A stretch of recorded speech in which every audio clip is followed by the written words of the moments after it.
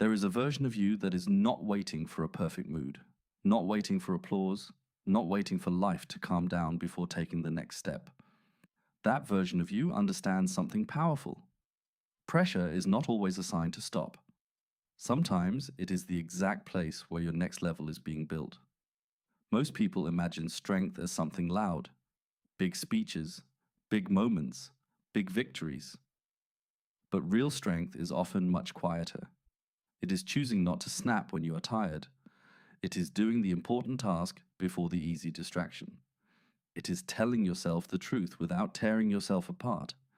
It is taking one more steady step when nobody would blame you for sitting down.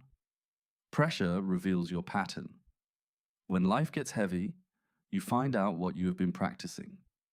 If you have practiced running from discomfort, pressure will send you searching for escape. If you have practiced blaming everything around you, pressure will hand you excuses. But if you practice breathing, deciding, and moving with purpose, pressure becomes a training ground, not a punishment. A training ground. Think about a person trying to get stronger in the gym. The weight is not there to insult them. It is not there because they are weak. The resistance is the reason the muscle adapts. Without resistance, there is no growth. And in life, it works the same way.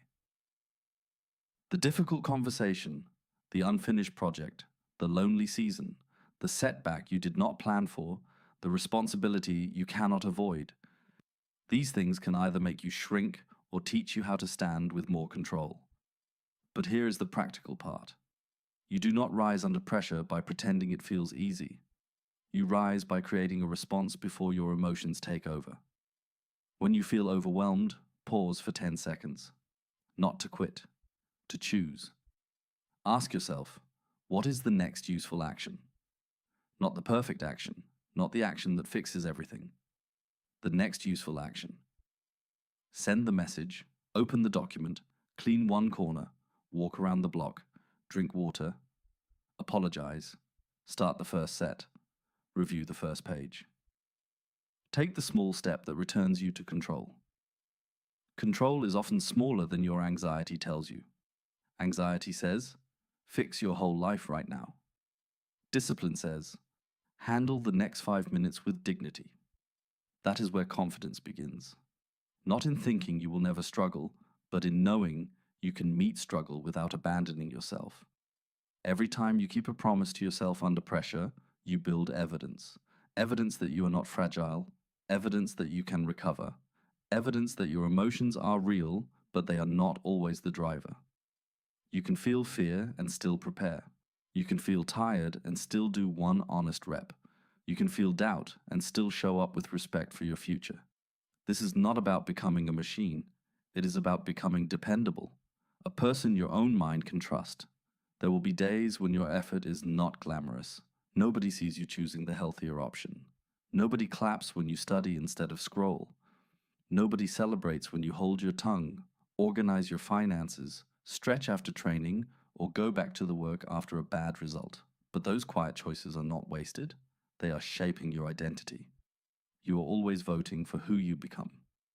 One rushed excuse is a vote, one focused hour is a vote, one avoided responsibility is a vote, one brave conversation is a vote. And the good news is, you do not need to be perfect to change the direction. You only need to vote differently more often than before.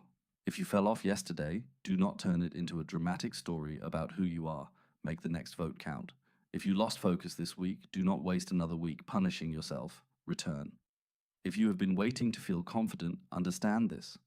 Confidence is usually the result of action, not the requirement for it. You act first. The feeling follows slowly. Start where the pressure is. That assignment you keep avoiding. That body you keep promising to care for. That room that reflects your mental clutter. That skill you know would change your options. That boundary you need to set. Do not attack everything at once. Choose one place where you have been leaking power and close the gap with one clear action today. Make it specific. I will train at 6.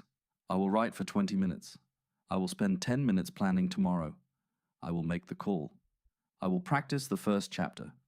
Specific actions defeat vague intentions, and when it gets uncomfortable, do not label it failure. Label it adaptation. Your old pattern is being challenged. Of course it feels strange. Of course your mind wants the familiar route. But familiar is not always freedom. Sometimes familiar is the cage you decorated because you were afraid to leave it. You are allowed to outgrow old reactions. You are allowed to stop proving the past right. You are allowed to become calmer, stronger, more focused, more honest, more disciplined, one decision at a time. Today, do not ask for a lighter path. Ask for a stronger response. Meet the pressure with breath. Meet the doubt with preparation. Meet the delay with patience. Meet the fear with one brave move. You do not have to conquer the entire mountain today, but you do have to put your hand on the rock.